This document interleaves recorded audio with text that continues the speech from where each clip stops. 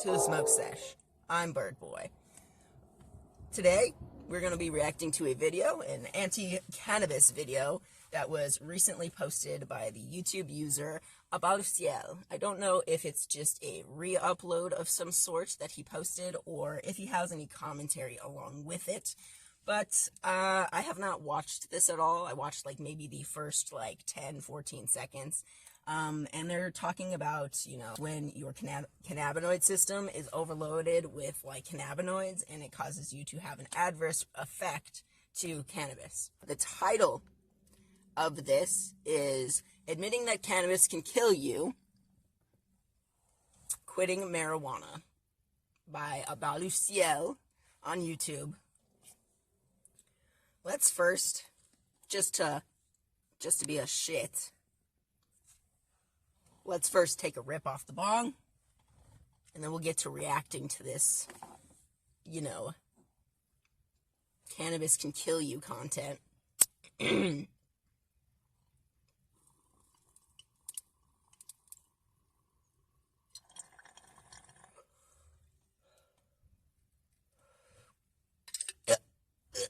gonna die. Just kidding. All right. I sat down with Dr. Joseph Habouche, who conducted one of the leading studies on CHS in the public hospital emergency department. Right, CHS. Right, so that's basically when your cannabinoid system is so overwhelmed with cannabinoids from like smoking cannabis that you basically have an adverse effect. I wouldn't say kill you per se. I guess if you continue to smoke it, yes, because it causes like vomiting and such. But I would say it's like an allergic reaction to weed. You basically make yourself allergic to weed by consuming a large quantity and never taking like a break or anything like that. So CHS, cannabinoid hyperemesis syndrome, was first described in 2004. So what ends up happening is folks who have been consuming cannabis for many years start developing these weird symptoms of nausea, vomiting, and abdominal pain. But really uniquely, all these patients had discovered that taking very hot showers helped their symptoms. Alright, I want to read some of this. Let's read some of this. So, a 40-year-old male with a 20-year-old history of frequent marijuana use was found dead in his home. For 10 years, he had recurrent, prolonged episode of nausea, vomiting, and abdominal pain. He underwent an extensive GI evaluation, including colonoscopy, upper endoscopy, abdominal CT, celiac, urine analysis, stool stuff, All the tests were unremarkable. 8 months prior to death, he was hospitalized for severe hyponatremic dehydration. Okay, right. 5 days prior to death, he developed intractable nausea? I cannot read right now. Vomiting and weakness. He did not seek medical care. Autopsies showed evidence of dehydration, acute esophageal necrosion with black discoloration of distal esophagus, focal right lower lumbar pneumonia. Oh, so he basically had a lot of shit wrong with him. He had pneumonia, he was dehydrated, he was vomiting, and all these different things. Toxicology showed only marijuana and marijuana metabolites in blood. Okay. So, here's my thoughts on this, yes? I'm gonna just, before à-bas-le-ciel goes off on some dumb tangent, because I know he's going to start probably talking here in the next few seconds. Having whatever this is, I forget what it's called. What is it called again? Let's listen to them say it again. I always forget what it says. So CHS, cannabinoid. CHS, cannabinoid hypertension. Right? Now, is it the cannabis that killed him? Or is it the neglect of care of himself that killed him? So, for me, look at this is what it looks like. It looks like this guy had been habitually smoking, like they said, for like 20 years. He probably never took a tolerance break. He probably just kept upping his consumption, right? Just getting more and more weed into his system because he's not feeling the same effects, so he's just consuming a larger quantity each time. So he probably went from smoking a J a day to like 2 a day, 3 a day, 4 a day, a bowl here, dabs, this, that, and like 24/7 is just smoking large quantities to the point where he might have even been smoking like upwards of like a quarter of an ounce to half an ounce, or even an ounce a day or week, or, you know what I mean? Like, he's smoking very large quantities, clearly, right? And then, though he was vomiting, though he was having abdominal pain, though he was having all these issues, he never once went to the doctors. He probably never once stopped using marijuana, and he, you know, kept exacerbating his symptoms, which led to his death. Was it the cannabis that killed him, or was his neglect of himself that killed him? I'm going to have to argue it wasn't the cannabis, it was the neglect of himself, because he just chose to never do anything for his own health. He never took tolerance breaks. He never went to seek medical help. You know what I mean? I recently had food poisoning. Yeah, and I was very honest with them. Because at first I didn't know what was going on with me. I didn't know what my problem was, and I was very honest with them that I did smoke marijuana, and I am a regular user. I do smoke every single day, but I only really smoke about like 1 gram to maybe 3 grams a day. Honestly, usually it's like 1 gram to 2, usually 1.5 grams. If I can usually make an ounce last me almost a month, like, I'm not really smoking that much every single day, you know what I mean? Like, maybe 1 gram to 2 grams a day, if I'm going to be, like, honest. So they were contemplating CHS because of that information, because I had been profusely vomiting and having abdominal pains and things like that. But I was like, well, one, I hadn't smoked for about 24 hours, and I was totally fine 24 hours ago. And the fact that I've been vomiting so much now, I still haven't smoked. My first thought wasn't to smoke, so I've still, at this point, 24 plus hours have not smoked at all, so I don't necessarily think it's that. I don't think I would, after like a long, prolonged period of time of not using it, just all of a sudden have CHS. I'm pretty sure, like, while in use, you would start having symptoms, you know? So, it turned out it was just food poisoning. Which made sense because it wouldn't have made sense for me to have CHS. Hyperemesis syndrome was first described in 2004. So what ends up happening is folks who have been consuming cannabis for many years start developing these weird symptoms of nausea, vomiting, and abdominal pain. But really uniquely, all these patients had discovered that taking very hot showers helped their symptoms. So they had this first case of Cannabis 41 only does good. It only does good because that's what everyone in the industry wants to think. When you hear about weed, you never forget anything. Now, what does this one say? Something dumb, I'm sure.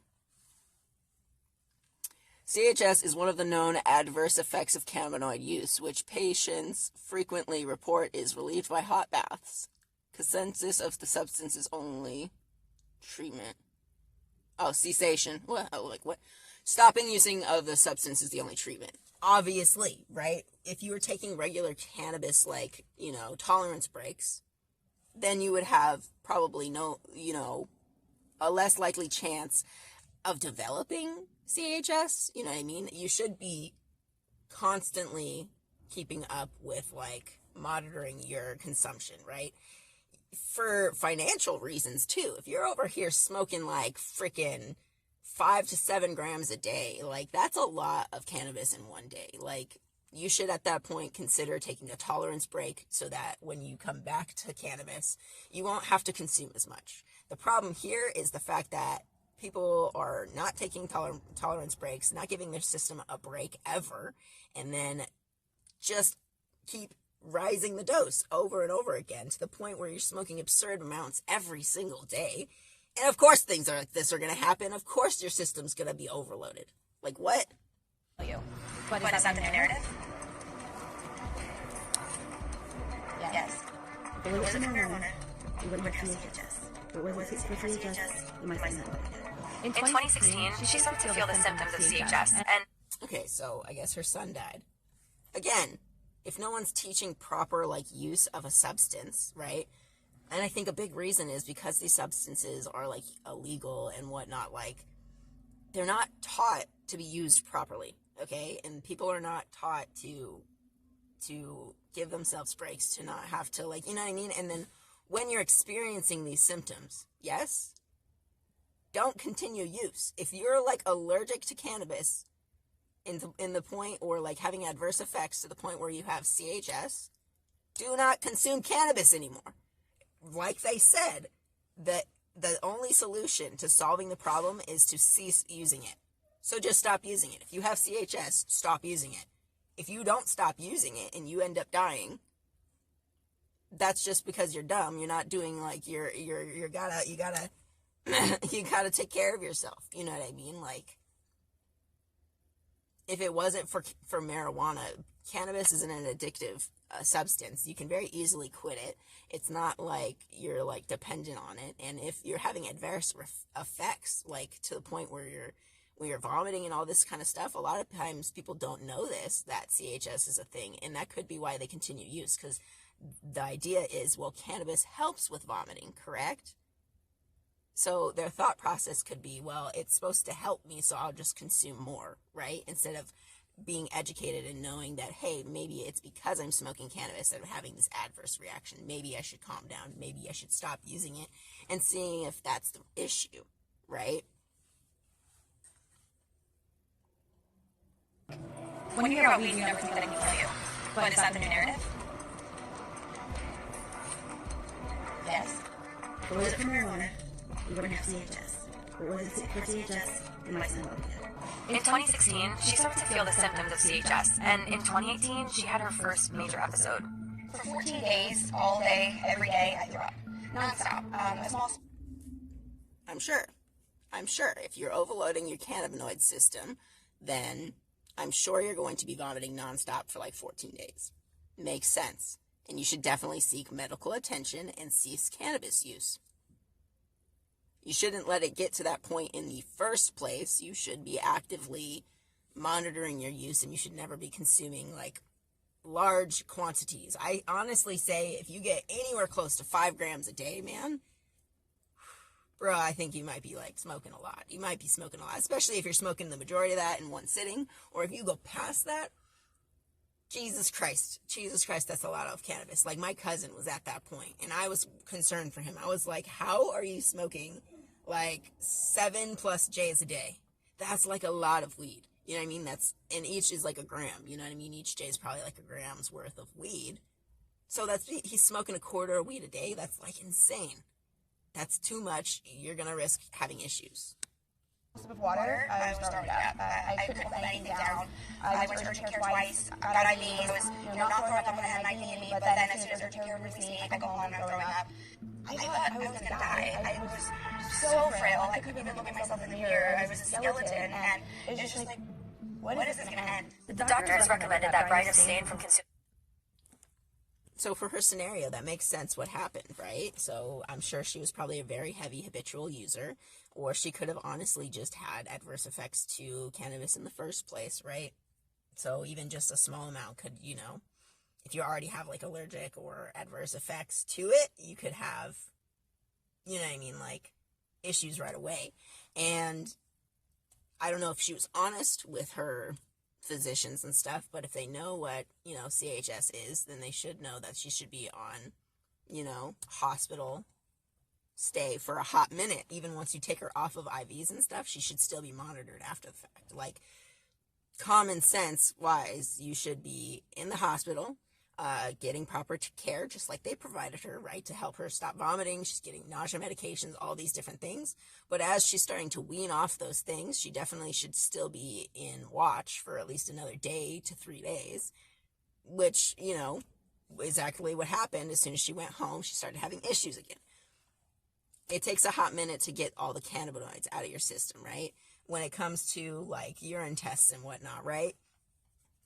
You have to abstain from cannabis use for at least a month, right, or longer, for it to not be in your pee anymore. And then 3 months or longer for it not to be in your hair follicles anymore. So with that logic, right, that it takes a hot minute for cannabinoids to get out of your system, it makes sense that she would have to be under intensive care for much longer, right? So it makes sense that she should have, even after feeling better after IV fluids and nausea medication, should have, once being taken off of those things, been under supervision for longer just to make sure. Because if she was honest and they knew what CHS was, and they knew she was having adverse effects to marijuana, that's what they should have done, right? Not sent her home to have her come back and then send her home to have her come back. You should just keep her under watch until she's over this, until the cannabinoids are actually fully out of her system. Doing flushes with IVs and whatnot is perfect, right? But I think they just didn't follow through enough, right? And then ended having more bad experience because of that, going home and not fully being over it and still having cannabinoids in her system, you know?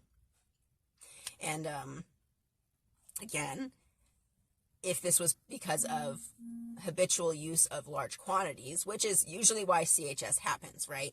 Even in the articles provided on the screen, it literally states CHS occurs with habitual long-term use of like large quantity, like, you know, just consuming a lot of marijuana over a long period of time, right? Even in the articles provided, that's what it said. So with that thought, that's probably what she was doing. Therefore, she was not using cannabis in a appropriate manner, right? Leading to her own issues. It's not cannabis itself that is causing the issues. It is the users using it inappropriately causing the issues, because it is illegal and whatnot in most places, and has just now started to become state legal, to the point where we're not educated properly, and then stupid things like this happen. People are using things and drugs without being properly educated, and then causing their own problems. It's not the drugs themselves, right? For example, no one would say that the gun shot someone, right? If you're talking about like gun rights people, right? If you were talking to a gun rights person, they would be like, it was the person who shot someone, not the gun itself, right? It's not the cannabis that got you sick. It's the person misusing the cannabis itself. Not the gun that shot someone, but the person misusing the gun. Do you understand the logic? It's misuse, not the product itself. Consuming cannabis, and he agreed to do so for 45 days. After that, he began to smoke again and did not experience major symptoms for 6 months, but that would soon change. Right. See, look, he took a tolerance break. Do you see how that works? He took a tolerance break. He was fine. He was able to use cannabis for 6 months again, and then had issues. I'm assuming within those 6 months, his cannabis use kept growing, and then he never decided to take another tolerance break. After this issue that you had, after taking a tolerance break for so long, you should know that that's a problem. And then if you ever even encroach on reaching to the same level of cannabis use that you had, that made you sick in the first place, why aren't you taking a tolerance break? Honestly, well before that, every month, if I knew I had CHS issues, right, where my cannabinoid system can be overwhelmed, if I were to choose smoking marijuana again, that is. Personally, I don't know if I would, right? If you have CHS or you've ever experienced CHS issues, the best thing to do is just cease using cannabis altogether. But it's not that you couldn't, use it. Like they just said, this guy used it again. This kid used it again for 6 months until he had issues again. If you're going to attempt to use marijuana after having CHS issues and to attempt it again, every month you should be taking a tolerance break. Personally speaking, as in my mind, every month you should be taking a tolerance break in order to make sure you never overload your system. That's what it is. It's people improperly using the product, overloading their system, and then having issues. And then if they're going to try to use it again, you're just going to do the same mistake. You're not going to learn from your mistake and make sure you never overload your cannabinoid system. You're just going to keep growing the amount you use every day. I mean, I can't help stupid. That's just what it is. It's not the product. It's the stupid. It's a kid, obviously, so maybe teach your kid better. I don't know. October 23rd, I had woken up and Brian was sitting on the couch holding his stomach. And I said, Bubba, you're okay? He started vomiting, so I called his doctor. And I said, I feel like I'm watching my son slowly die. My son had lost so much weight, you could see every bone in his body. Yeah, you were. You were watching him slowly kill himself. And he said, my back hurts. And instantly I thought, his kidneys. So I called 911. Brian was laying on his side, facing the doorway. And I feel sorry for I her. can't breathe. I do feel sorry for her. Like, that's the worst thing ever, to lose your child, right?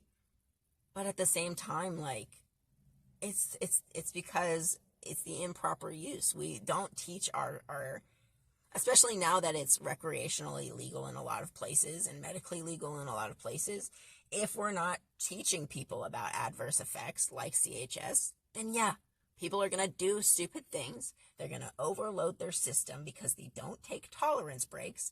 And then that's when you're going to see people have CHS symptoms and problems because their system is having too much on it. Like literally by the articles here written in this here. You know what I mean? It shows that it's the overloading of the system that's causing CHS. And the fact that we don't teach people that it's very important to take tolerance breaks, especially now with it being recreational and medically legal in a lot of states, this is why you're going to see more outbreaks of CHS happen. It's just common sense. Without the education, stupidity follows. And that's very unfortunate because the young people will get affected the most because they look up to us adults to teach them. And then we fail to teach them. We just go, cannabis is good and like do it. But we don't say, hey, too much cannabis, if you're being dumb, could be a problem. Okay? Again, it's not the product itself. It's the misuse of it. People can die from drinking too much water. Is water bad for you? I'm not saying marijuana is the most best thing in the world for you, okay? I'm not saying that you should be smoking it. Like, obviously, the best way to consume it, if you do consume it, is probably eating it. But what I'm saying is that just because something could have adverse effects or things that can go wrong doesn't mean it's necessarily the worst thing in the world for you, right? As long as you do it in moderation. Water is needed for survival, yet I could drink so much I drowned myself. Do you understand? Do you understand that water is not inherently bad because I could kill myself with it because I overload my system? This video is a little bit ridiculous, and they're just really putting it into a bad light. They're basically saying people's bad behaviors is actually cannabis itself. So cannabis itself is awful and can kill you. Misuse of anything could kill you. Literally anything. Over. And my son's eyes are open. And my son's Not breathing. So I started CPR. Yeah. I looked him in the eyes, and I knew he was gone. See, that's so rough, bro. That's so rough that the fact that we don't educate our young appropriately and like just our general society appropriately to where they can misuse something that could actually be helpful in ways and stuff like that to the point where it's actually hindering them. That sucks. It sucks, and I really feel bad for that mom. And then she's going to have this really negative outlook on cannabis because of that now, and cannabis in and of itself is not inherently bad, right? Again, consuming it can be very, consuming it like orally and whatever can be very beneficial. Now, you know, smoking it or vaping it, you can argue could have some negative effects on your lungs, okay? Sure, but like, there have been many cases where cannabis has helped many people health-wise. But again, they're not misusing it. They're not taking an absurd amount for long periods of time and never stopping and just growing the amount that they consume. No.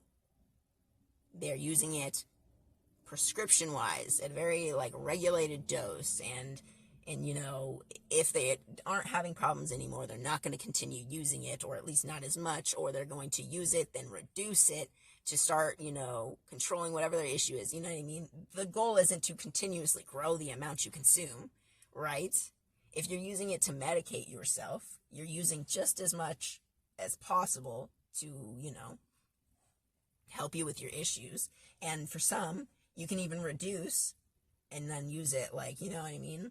And still have it help your issues. Like, you have to kind of, like, use a good quantity of it at first, right? So, for example, in the animal shelter world, if we're talking about a cat with, like, arthritis issues, right? You may put them on, like, gabapentin or something like that to help with inflammation and arthritis issues. You may put them on gabapentin a certain amount every single day for a while until you help with their initial arthritis issues, and then the week following after, you may put them on every other day or a lower dose or something like that, right? Because again, you shouldn't be taking an absurd amount of pain medications either, right? So you wouldn't just keep them on the same amount or grow the amount. You would put them on a single amount, and then from there, either reduce it after you've taken care of the initial issue, or, you know, cease using it, or put them on a different thing, for example, like a joint supplement or whatever. You know what I mean? Like, cannabis can be beneficial if you aren't misusing it. And because our education system sucks, because we don't educate people properly on the products that are existent, I'm sure people don't even, like, alcohol poisoning, that's a thing, right? But it's because people are misusing products, right? Alcohol in and of itself, not necessarily going to kill you, but an absurd amount, yes, it will. I'm not saying alcohol is great for you, but if you're going to consume something, do it responsibly. Don't be an idiot. But because we don't teach people, they're going to be an idiot.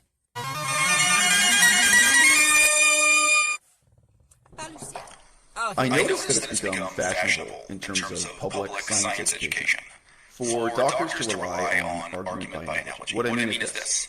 I noticed that increasingly doctors will say with a very flippant and relaxed attitude that Xanax is a lot like alcohol. All your nerves relax. All the signals between nerves calm down. Your body feels calm. Your muscles relax. Does that sound familiar? Yeah. It's the exact same mechanism that alcohol hits. So yeah, Xanax is basically alcohol in a tablet. I know that they're doing this because they're trying to make something completely unknown seem comprehensible. People in the audience, by comparing it to something they're familiar with. The problem is, many people are very likely to respond to this line of argumentation. Oh, well, alcohol is no problem at all. I'm familiar with alcohol. I'm not afraid of lapsing into alcoholism myself. Yeah, okay. Well, okay.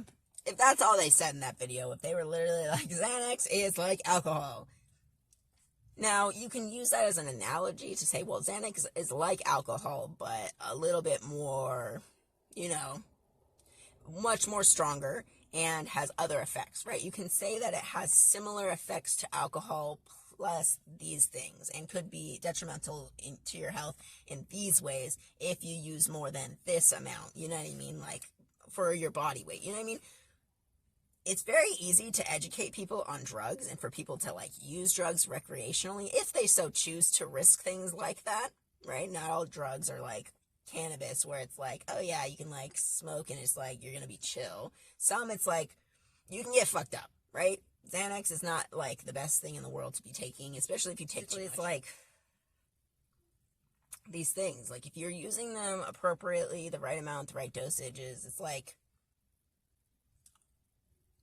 everything can kill you. That's the thing. Everything. Everything. Even things that are healthy for you and whatnot. Like, you know what I mean? This is the thought process. Like, yes, is it better to live a drug-free life? Of course. Everyone freaking knows that. But that doesn't mean that, like, sometimes you can't use things in recreation. If you use it responsibly. Alcoholism myself, yeah, okay, fine. So, it's like alcohol, then it's no big deal, then it's safe, then it's normal, then it's fine. They're not thinking in terms of an allegory about the effects on the nervous system. They're not thinking that, maybe from this doctor's perspective, alcohol is the drug with the highest body count in the United States. Alcohol kills more people than heroin in most Western countries, at least. You know, they may not be thinking that from a doctor's perspective, alcohol might be one of the most addictive habit-forming drugs, or they may be thinking that, like alcohol, when you go through withdrawal after you've developed tolerance or addiction, you have delirium tremens, you have going to physiological shock reaction into dying. But what the doctor means, but okay, but like, what are we? So, yeah.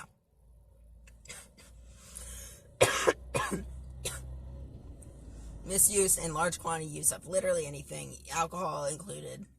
Negative effects all the way around. Yes, of course. Yes, of course. Because we are absurd and get addicted and use things to large amounts, then yeah, you're going to see people have issues and deaths and have large body counts due to alcohol and whatnot. But like, you're talking about addiction and whatnot. Cannabis in and of itself is not addictive, right? You will not go through major like tremors and whatnot because of quitting cannabis, right? You might feel like fatigued and like there might be like small effects, but it's nothing like withdrawal to any other drug. It's not like you couldn't withstand not smoking cannabis for a month. You know what I mean? It's not like you couldn't withstand, you know? It's a lot different than quitting heroin or alcohol or anything like that, where you have actual like physical body, like everything sucks. Everything sucks. Like, the worst that might happen with quitting cannabis is that you might not be as hungry and your appetite might be a little like shit. You know? That's it. There's some edits I want to make into the video. Some things that I don't necessarily agree with myself anymore. I made this anti-cannabis commentary, like, react video about probably at the beginning of this year. And there's a couple things I want to kind of add to what I said, because it's not really, I don't know, it's not really capturing everything that I had once, well, that I think now, personally, so. Like, for example, I did make a comment, which I know what I was saying, but I don't want it to get misconstrued. I said that cannabis isn't addictive, right? And while it's not physically addictive, it can be, like, so psychologically addictive. For example, people becoming dependent on it because they don't want to face reality or something like that. So, yeah, it can be addictive in the sense of, like, psychologically, but, like, physically, it does not have the dependency, like, effects, like when you come off of it, for example, like, what do they call it? Withdrawal symptoms. For example, cannabis does not have nearly the same withdrawal symptoms as a lot of other drugs that are on the market. I would say it has one of the least withdrawal symptoms out of any drug on the market, or black market for that matter. When you think about other types of drugs and being able to wean off of them or just quit cold turkey, people talk about experiencing, they experience, for example, nausea sometimes, like having like a sick stomach, not feeling really hungry, maybe like some stomach pain. But this doesn't happen for very long, versus when you think about other drugs, you'll see that they experience during withdrawal seizures, tremors, hot and cold flashes, major fucking fevers, all these types of things that could even end and result in death on accident, you know? Like, cannabis, I don't know, I never even heard someone, there's one girl that has talked about it on TikTok. I cannot remember, I'm gonna have to look for this video. I cannot remember if she said she ever actually experienced vomiting, but she said she felt nauseous and she had stomach pains, right? But then you also have to take into consideration that, like, you're not really physically, like, dependent in the same way that other drugs are, to where you would die from quitting cannabis cold turkey and having withdrawal symptoms. Meanwhile, like any other drug, if you quit it cold turkey and have withdrawal symptoms, you could quite literally face death, you know? When it comes to cannabis and death, you see that it's only due to misuse of the product, and when having what I think it was called CHS problems, instead of heeding their doctor's warnings or their own body's warning, they a lot of the time go back to cannabis use, which ends up in ultimately what kills them when it comes to the cases of actual death. That 40-year-old man at the very beginning of the video, he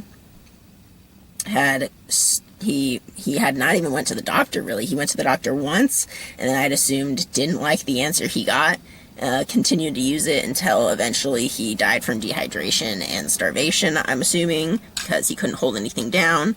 Definitely dehydration is what they said in the paperwork. And with that one lady's son, though very sad, it did have to do with the fact that after he was, you know, having these experiences, he just continued using it. He just kept on using marijuana, though his body was having adverse effects, and I don't know if he knew that was what the problem was or what. Unfortunately, that's what ended up leading to his death, was the fact that he never stopped. And that one girl ended up in the hospital due to having CHS again, being a habitual user, using long-term for a very long time, no breaks in between anywhere at all. And then she didn't start using again, but she didn't, I would assume, have all of the cannabinoids flushed out of her system before they took her off of, you know, fluids and anti-nausea medication and stuff like that. So that was kind of a hot mess. But when it comes to the actual cases of people legit dying and, you know, consuming marijuana in CHS, it really comes back to the fact that those people either didn't heed their doctor's warnings, didn't know that they should stop using it, and then just didn't stop using it for whatever reason, thus exacerbating the problems and actually leading to the death. It's not the use of it at first, it's really just not listening to your body or your doctor's warnings when you experience CHS, and then, you know, obviously the symptoms don't stop, and then you die of dehydration and probably starvation from not being able to hold down anything, you know? Probably leading cause being hydration, because it takes a minute to starve yourself, but you can die of dehydration pretty freaking quickly. Point is that, like, it's not really physically addictive. There's minor withdrawal symptoms, not anything as severe as, say, meth or heroin or crack or whatever, you know what I mean, those types of crazy drugs, or even some of the drugs that they prescribe you in actual doctor's offices.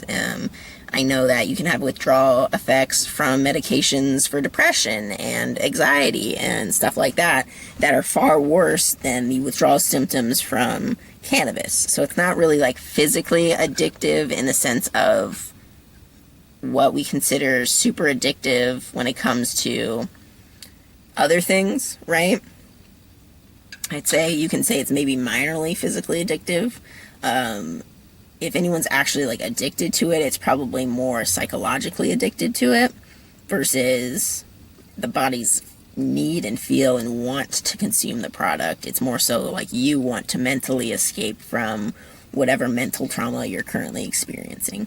I'm not saying either or is good, but I would definitely put cannabis in the category of more psychologically addictive than physically addictive. So I guess that's what I would change about my statement in what I was saying prior in the video that I had shot at the beginning of this year in response to à-bas-le-ciel. But that's pretty much it. Like, I can kind of halfway agree that it can be addictive, but I don't agree in the terms of like what you're explaining it as addictive, making it seem like it's very like physically dependent more than like psychologically. And also when it comes to being like psychologically dependent, I guess that's more to do with the person and where they're at in their life, right? So some people, yeah, if they're having a hard time in their life and they're literally just using it as an escape, you're going to end up being psychologically addicted to the product you're using because you're using it for negative reasons. It's not just, you know, for example, when I use cannabis, I use it to help me focus on things because I do have ADHD, and it does help me kind of calm my mind down to be able to just think about one or two things at a time rather than like 50, right? Now, some people may have the adverse effect of where if they smoke weed, well, actually, that their mind's going crazy and thinking about a bajillion things, and they're never actually just on one topic. And this may be because maybe they don't even have, you know, ADHD, and typically marijuana is known for very, like, I don't know, making your mind wander, kind of. But I find that it actually makes my mind calm down because it's also very sedative, which is kind of cool that I can kind of use it in that way. I don't think if it didn't work out in that way, I don't think I would have continued use, just for the simple fact that I originally did decide to start smoking because I thought possibly it could help me with that, and also in the fact that I have pretty high anxiety, like social anxiety, which leads to then anger issues, which is, I think now that I'm learning about my ADHD, is stemming from being overstimulated and stuff in scenarios stemming from my ADHD, not being able to like focus on one thing. Now everything's overwhelming. But cannabis really helps me pull away from that anxiety and helps me be in the moment that I'm currently in rather than focused on everything else around me. So I kind of use it to help me in that way. But if you find that it's actually causing more problems than helping, then that's definitely not something you want to continue using, right? And I think we find a lot of people end up using cannabis as an escape because they go into it using it in that manner. Rather than trying to actually address the issues that are happening in their life, they're just kind of using this as a coping mechanism, but the problems don't really go away. Then when it stops working as well, they have to consume more and more and more and more. And then the idea of ever stopping, it's like they can't fathom it. They can't fathom potentially going one day without smoking because that's one day of facing reality, right? And that's not good. That shouldn't be the mindset behind it. And if that's your mindset, you shouldn't try it because then you're going to get dependent on it and it's going to be awful, right? Now, if I don't smoke, I'm just kind of all over the place and like sporadic and just like, I don't know, can't keep one thought on track. But that's not the worst thing in the world. I'm not going to like, you know, maybe because I am a habitual user, I might experience some withdrawal effects, which, I mean, I've done it where I've had days where I don't smoke, and I've never really experienced any withdrawal effects. Some days where I just don't smoke all morning, and then I'll smoke at night. There's some days where I only smoke in the morning, and then I don't smoke at all at night, because I'll go to bed early, or something like that, or if I'm sick, I don't smoke at all. And I never really have issues eating when I'm sick. For example, if I get a cold or a fever or something like that, I'll never really have issues with just being like, well, fuck it. I just won't smoke because my lungs don't feel like it. My throat don't feel like it. I got mucus. It's not happening. And I don't think it's necessary for me to smoke to try to, you know, help with any of my issues because I'm not going out in public. I'm not going to be trying to focus on any crafts or anything like that.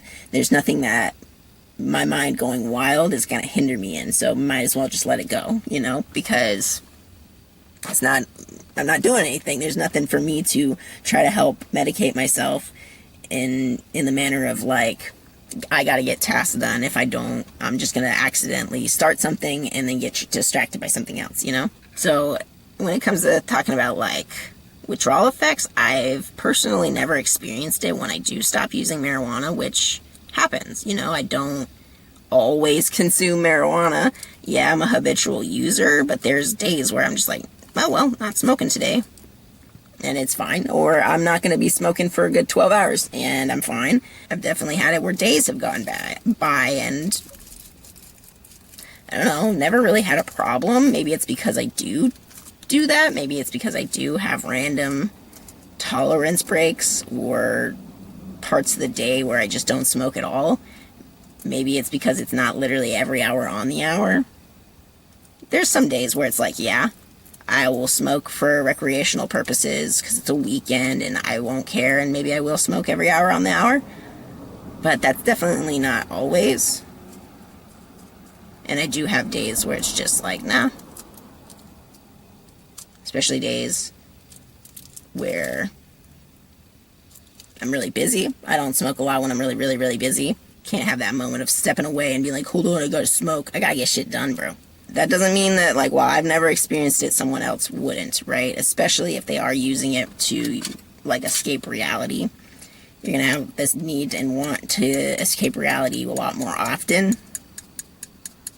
I'm definitely still a part of reality and thinking about, like, the world and weed doesn't make the world better. Like, you know what I mean? Like, it definitely, it doesn't make me forget that the world's falling apart. It doesn't make me forget that climate change is a thing. It doesn't make me forget that people are starving around me. It doesn't make me just,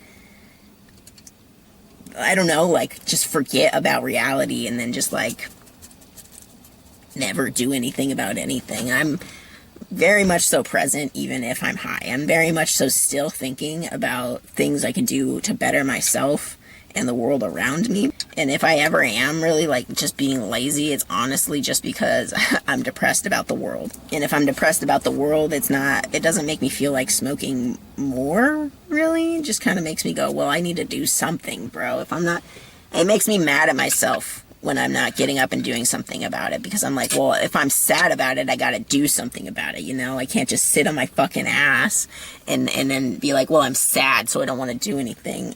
It honestly just kind of fuels my fire to do something.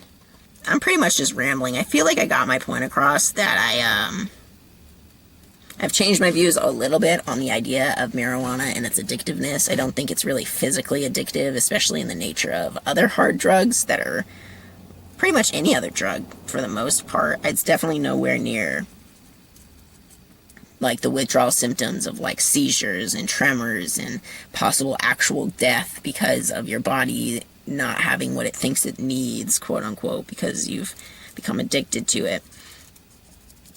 I would say that marijuana could be psychologically addictive if you go into it using it for the wrong reasons, definitely. And I would say that its psychological addictiveness outweighs its physical addictiveness, for the fact of that it's all like mentally, like if you come up with a reason for you to want to escape using a drug, that's far more, when it comes to marijuana, that's far more powerful than your body physically wanting it and having bad experiences when not in use, you know?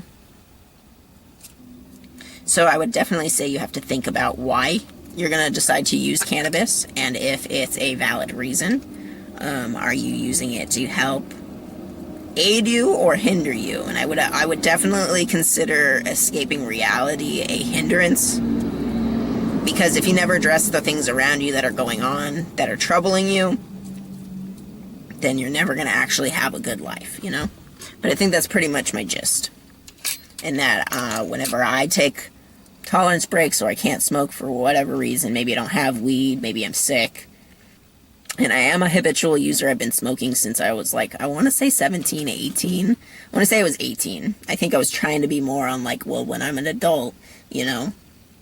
So 18, 19, 20, 21, 22, 23, 24, so like about like 6 years I've been smoking. 6, 7 years. Even when I have taken tolerance breaks for whatever reason, even if it's like prolonged periods of time, 3+ days, maybe weeks, you know, I've never really experienced that, but I think it's because I do every once in a while just don't smoke. Maybe I won't smoke for 12+ hours one day.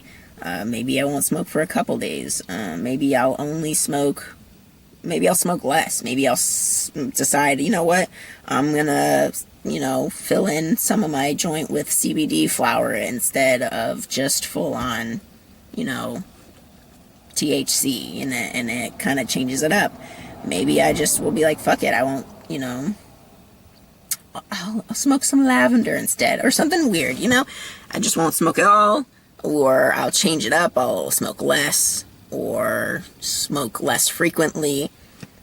And maybe that's why whenever I decide not to smoke, it doesn't affect me as poorly. Maybe it's because my metabolism is quicker and I can get it out of my system quicker. I'm not really sure. I'm not really sure why when I do stop the use of cannabis, I don't have those like withdrawal symptoms really. I don't think I've ever even really experienced the lack of wanting to eat either.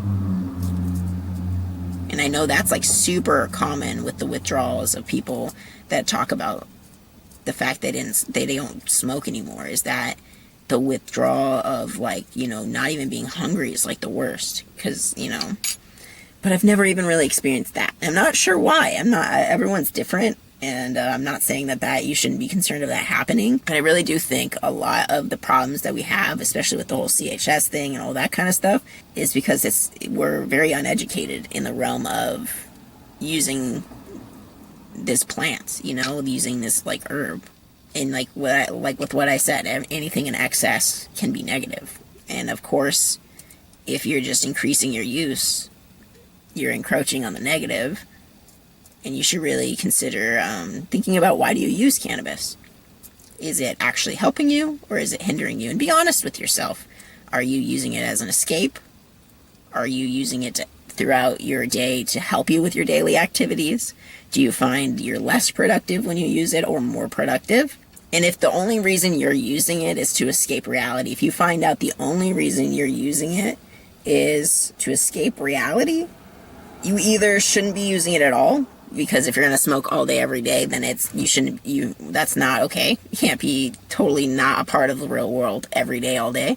You should either not smoke it at all if you can't handle yourself, or limit it to only smoking perhaps before you go to bed in the afternoon. If you're only using it for recreational purposes, you should not be using it every day, all day, right?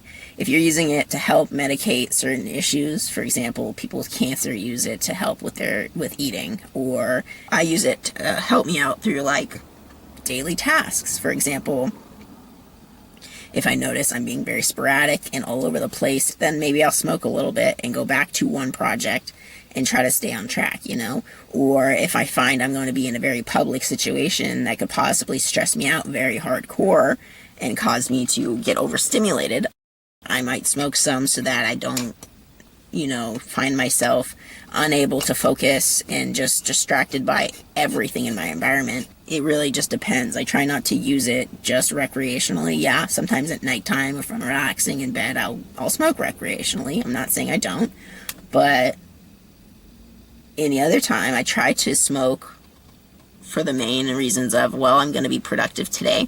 I want to make sure that I'm not sporadic. Well, I'm going to be in a public situation, and I don't want to accidentally be quick to anger because of it. I will lash out. I will be quick to lash out, and I know that's inappropriate, but I know that's my problem. So sometimes I will use cannabis as a medication to help calm my nerves so that I don't lash out at people for literally no reason, just because I can't stand certain sounds. You know, like, that's not fair to them because I'm having internal struggles that project out, you know. I'd rather calm myself down and then leave the situation, right? And like take a breather, and then come back to it. And usually when I come back to it, especially after smoking or whatever, I'm not as super fixated on every single sound around me. I can kind of mellow out and be more just focused on myself, I guess, and the conversations I'm having. And I think that's the biggest thing, is that if something's distracting me away from what I'm doing, it's really hard for me not to get very overstimulated. So if you use it recreationally, then only use it during recreational times, you know, and assign yourself those recreational times, wherever that may be. So if you find yourself doing all your work and stuff in the morning and important things in the morning, if you're not using it to help you be productive, then don't use it. You know, you only use it in the afternoon when it's relaxing time. And if you find it hard to only use it in the afternoon, then you're probably not going to be able to use it. If you're going to be like addicted to it, whether it be physical or psychological, whatever, that seems more psychological in my opinion, because you're feeling this need to want to smoke all day for this like mental euphoria. Rather than being like, well, my body feels like, oh, I can't eat, I need to smoke because I can't eat, you know. That's my 2 cents, and also my change of mind, I guess, on the concept. So I'll be adding this in somewhere in the video. Probably after we start talking about the addictiveness of cannabis, I'll add this in, and then I don't know if I'll cut anything out, but we'll see. But yeah, that's my thoughts on it. And we got an infused joint here, à-bas-le-ciel. I don't know how you're going to feel about this, but, and it is early morning. I know. It's 9 o'clock. But I got a lot of things to do today. And I want to make sure I could go through one task at a time. And try not to be too wild.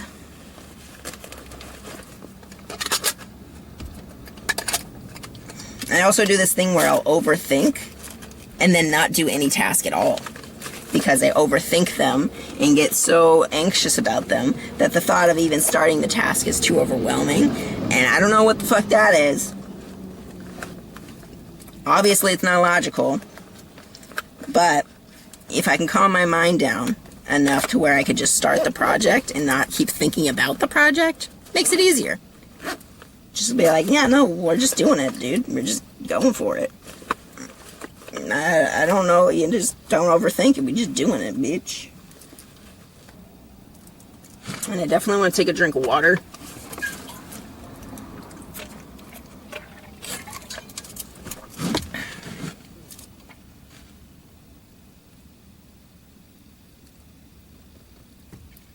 Alright. Cheers.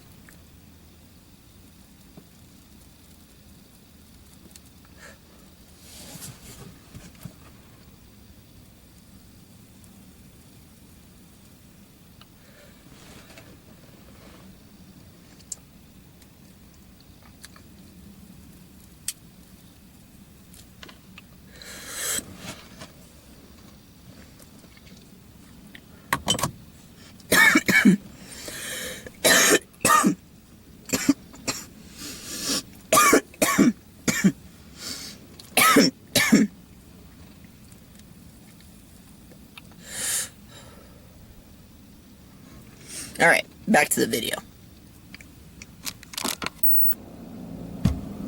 It's funny because we're in the same exact car, just a different angle.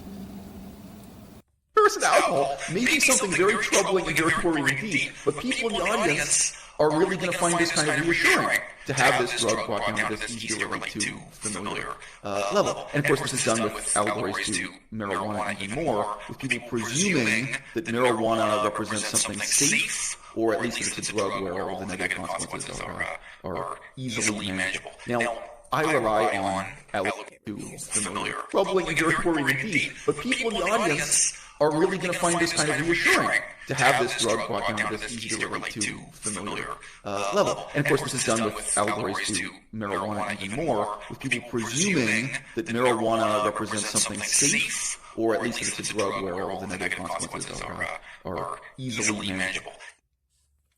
Comparing drugs, yes. Cannabis is a lot less harsher and a lot less, like, addictive, whatever. Even if, like, you're gonna say it's addictive, okay? Even if I'm gonna grant that to you or whatever. You cannot say it's as addictive or even close to addictive in any manner to anything else on the market or under illegal or whatever drug-wise. You can't. You can't, right? Everything can have adverse effects. Everything can. If someone is going to misuse something, it's gonna happen. But that doesn't mean inherently, though.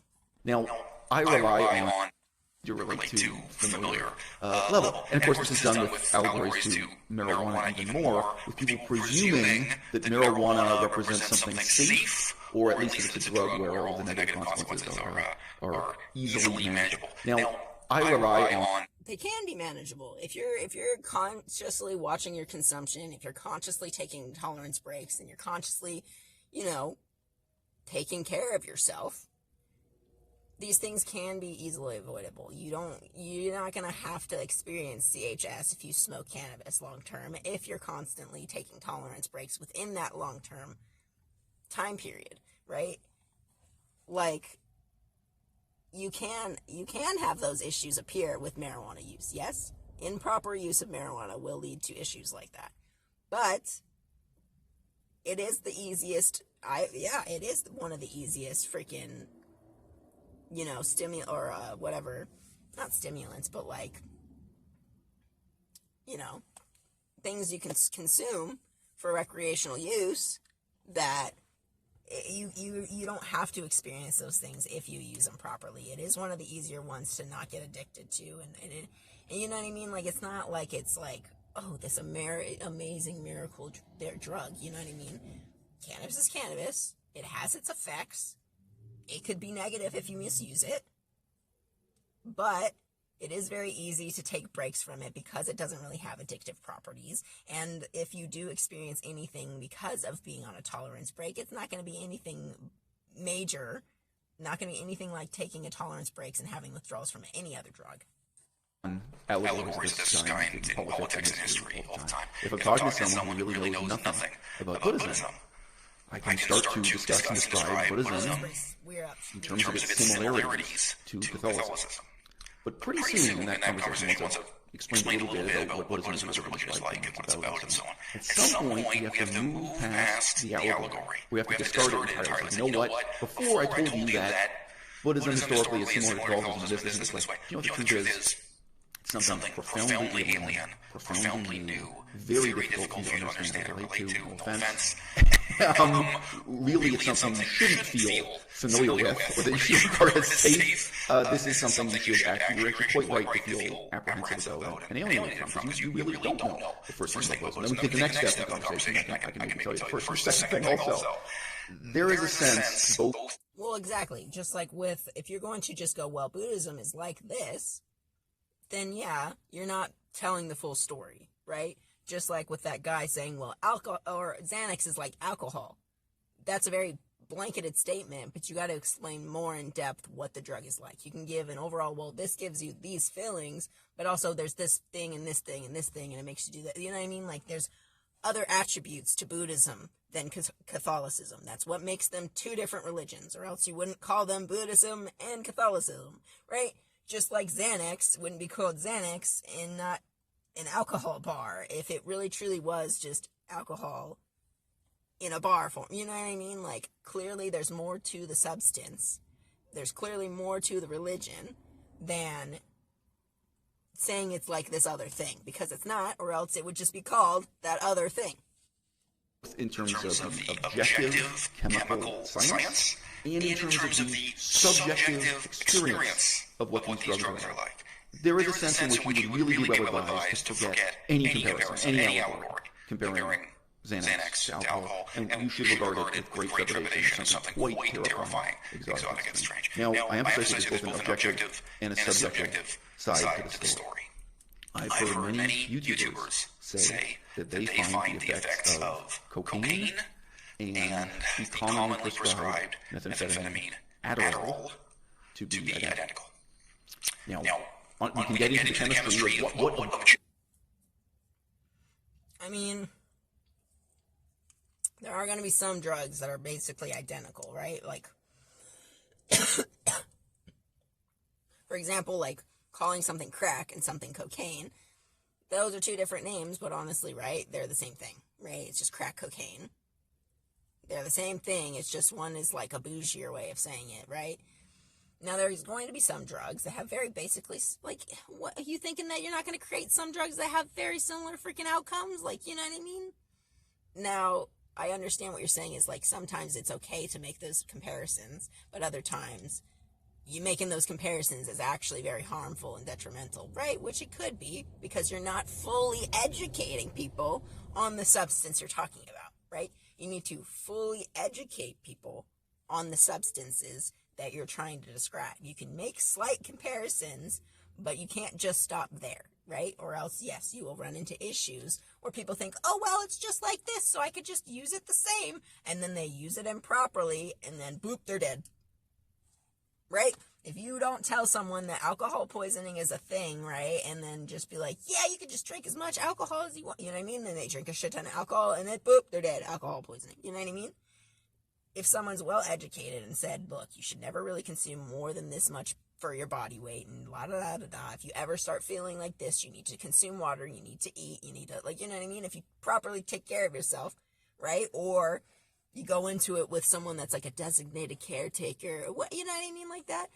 Not that it's good for your system, right? Like, not like it's good to smoke weed for your lungs or anything.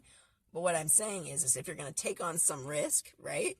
There's ways to still use these things in an appropriate manner where it doesn't lead to death, right? So this whole cannabis is going to kill you, like trying to attribute this is like, no, not necessarily.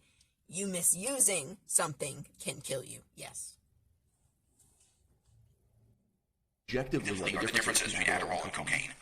But then it might also be worth explaining why it is for them subjectively it seemed identical to high produced by cocaine, exactly the same side produced by Adderall. I have heard people say on YouTube that they found prescription Adderall to have exactly the same feeling, exactly the same effect as buying methamphetamine on the street as an illegal party drug, again, interested strictly. And I think we could find some people who are experienced drug users who would say, no, for them, subjectively, these were two very different things. These were 3 or 4 very different things in terms of how it felt, how it affected them, maybe also use specific things like how it disrupted their sleep, how it disrupted their work life, how it disrupted their sex life. So with all these caveats having been stated, I'd like to challenge you in the... Right. And obviously with these things, right, he's saying, like, he's very clearly putting out there's, like, adverse effects with a lot of different things, how your body works, how it functions, like, sex life and all these types of things, social life. If you're going to get into recreational drug use, I think it's very important for you to not only you yourself log what is happening to you during these experiences, negative, positive, everything. There should be some sort of outside perspective too, right? Get other people's opinions on like how it's affecting you too. And if it's definitely affecting you negatively, socially, health-wise, mentally, anything like that, if it ever negatively affects you in any form of way in your life, if it hinders you, stop using it. Do not misuse a substance if it is harming you, right? Do not use a substance, don't misuse something to negatively affect your life. Simple as that. Do not be dumb. Okay? And that should be taught in our education system, right? People are going to use drugs. People are going to do it. But you need to teach them, like, hey, these are your risks that go into it if you don't use them properly. Yeah? And some drugs, he's right, just using them in general are going to be bad on your body, right? Like, probably vaping and, like, smoking weed is going to be bad on my lungs. Makes sense, right? Shouldn't be having smoke and burnt stuff in your lungs. Right. But again, that would be me. That would be a form of me kind of misusing the product, correct? I'm using it in a harmful way, right? Versus, I could eat it, right? And have similar effects without, combustion. But that's something that I'm willing to do myself, and that's something I can admit that smoking it per se is probably not the best thing for me. But is that me in cannabis and is inherently wrong? No, I'm misusing it. Right? Just like any other drug. Now, there are some where that if you just, you could probably use it like once or twice or whatever, and it's not going to really harm you. But there's some where it's like, even just like a small bit of long-term use is going to harm you. You know what I'm saying? Like, you need to do your research. You need to look into things. You need to learn what the negative side effects of things are. You can even look into what dosages and la-da-da. There's ways to research things to use these drugs recreationally if you're going to do it anyways, right? And it doesn't mean death per se, as long as you're doing your research and not just being like, yeah, well, I'm just going to take like 3 Xanax bars and drink some alcohol and like, you know what I mean? You know what I mean? That's you intentionally making yourself sick and ill and causing death. That is not necessarily the products themselves. It's the dumbness behind the products. The audience to ask yourselves, why is it that marijuana is not referred to as a sedative? Why is it that we think of this drug as something profoundly different from an addiction to sleeping pills? Well, I'm not saying you couldn't call it a sedative per se, right? I wouldn't call it a stimulant necessarily. Like sometimes some people will smoke sativas and feel very active. So, I'm not saying that you can't label something for what it is, right? I'm not going to say it's a miracle drug. I'm not going to say, like, can it be beneficial? Sure. Can it be negative if misused? Sure. What I'm saying, though, is, like, you can call something what it is, a sedative, a stimulant, a whatever, yeah? But, you can still, you know what I mean? It's like, whatever. As a sedative. Why is it that we think of this drug as something profoundly different from an addiction to sleeping pills? I'm not saying that. Look, it probably, you can refer to it as a sedative. It's not profoundly different than any other freaking thing in the world. It's just not going to have as many harmful side effects as taking a bunch of weird pills and shit like that that's man-made, right? Could it still have negative effects? Sure, if you're smoking it and misusing it or overdosing it, or, you know what I mean? Like with anything, right? Water can be awful for me too. Like I said before, if I just drink a shit ton of it, I could drown myself. You know what I mean? I'm not saying, like, you know, water is necessary. I'm not saying weed is a miracle drug. I'm saying that sometimes it might be able to help people with some of their anxiety and their depression and just get them through the day just a little bit. It's not a miracle. Sometimes it may help with some pain. It's just like any other drug people are using. It's just not as harsh as everything else on the market or under the table. It's the least harshest, I would say, in my opinion, than most things out there that actually straight up will kill you in like small quantities. These people have to be smoking ridiculous amounts for 20 plus years sometimes for it to have an issue, you know what I mean? Obviously the girl a little bit quicker, 'cause girls are smaller, okay, and their systems are worked differently. Now, you're probably talking about the 41-year-old man was probably a lot bigger and he's a lot older, and you know what I mean? And their systems work different. Men and women work differently, so I just think we're just making it seem absolutely insane. I do think that both sides of the spectrum are a little wild.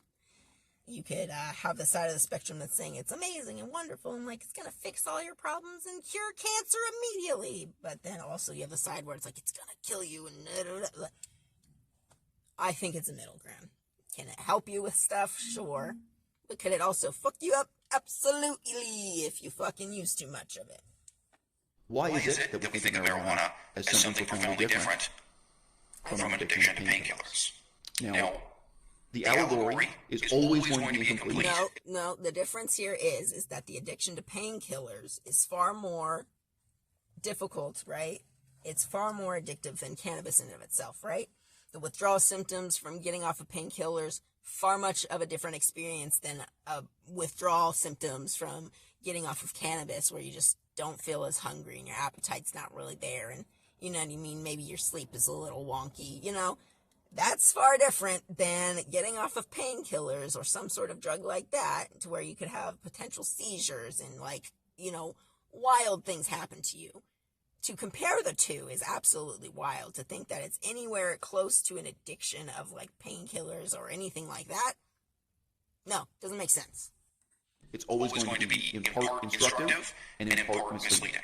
But scientifically speaking, objectively, part of the effect of marijuana on your brain is sedative. Abstract. Cannabis and marijuana became legal for recreational use in Colorado in 2012.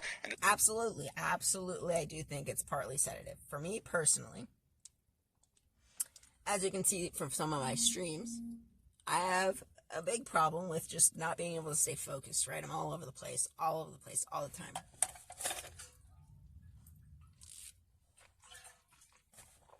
Now for me, when I don't smoke, that shit's way more wild. Way more wild. You think I'm all over the place now. Can't keep my thoughts straight, talking about everything and getting distracted by little things. Ask my wife what it's like when I either first wake up in the morning and then decide not to smoke, or haven't smoked all day, or, you know what I mean, like when I'm taking some sort of tolerance moment, you know what I mean? Ask her what it's like. Yes, it's a sedative. Yes, it's a sedative. Absolutely, I would agree. Just because it's the simple fact that I don't know if I have ADHD or what. I ain't never been diagnosed, but I know for a fact that whatever happens in my brain when I smoke weed, it makes the bajillion of thoughts go down to at least like 10, and it's not as bad. Okay, so yeah, I'd agree. Sedative, sure. 100%. Especially when I smoke a sativa, for some reason it has more of a sedative effect on me than it would typically on a normal person. Usually it gets people hyped. For me, it's the exact opposite. So yeah, sedative, sure. I agree. Sometimes people have to use sedatives for some reasons. And personally, I'd rather use cannabis as a sedative than like some of the fucking pills that are out there. And this legislation has created challenges and opportunities in medicine. More patients are using cannabis, more patients are willing to admit cannabis use than in the past. So this increases the likelihood that they will be forthcoming about drugs use during medical questioning. Cannabis use may have implications during medical care, including procedural sedation. Some of you might know, if you have built up a tolerance to painkillers before you go in to have surgery, you could have the horrifying experience of going through surgery without sedation, without relief from pain, because your body was already accustomed to such a high dose of that type of drug. Oh, so what he's saying? Oh, he's saying that, like, even once you take the medication, you'll still feel the pain because you're already so used to pain medications, right? Well, yeah, of course, sure. Are you trying to say that marijuana, with the use of marijuana, that when you wake up from surgery, you're going to be more likely to still feel the pain, though you take medications or whatever? Like, what are you trying to say? If you have built up a tolerance to painkillers before you go in to have surgery, you could have the horrifying experience of going through surgery without sedation, without relief from pain, because your body was already accustomed to such a high dose of that type of drug on a daily basis. So it's important to be honest with your doctors, and the doctors may not know. Oh, are you saying, I think I'm kind of understanding it a little bit better. I think he's saying that when you go under for surgery, you could maybe possibly still feel all the pain while you're underneath anesthesia and whatnot, because your body is so accustomed to the sedation stuff already. I'm trying to see, I think that's what he means. I think that's what he means, is that you'll just feel all the pain. But yeah, that is why you tell your physicians and stuff. That's why I was very honest when I went in, when I had food poisoning. It was very honest, and I was like, no, look, I do smoke weed. Last time I smoked it was probably well over 24 hours ago. I do smoke it regularly. I smoke about this much every day. This is my weight, la-da-da. Very honest and upfront about my cannabis use, like anyone should be with any drugs they use when going in for something medical or if you're having an issue, right? Therefore, you won't experience things like feeling pain during a surgery and all that kind of stuff. How to sedate you, how to provide you with anesthesia, right. If that is the case. So the inquiry that this medical journal article is pursuing is the question of whether or not marijuana use produces a similar tolerance to sedatives to sedation. Can you guess what the answer is? Is it?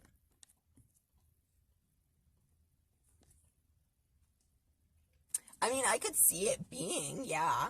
I mean, they're not exactly the same drugs as the sedatives, so I'm not sure. There's like the chance that it might not. But if it does, that makes sense. That's why you need to be honest with your doctors.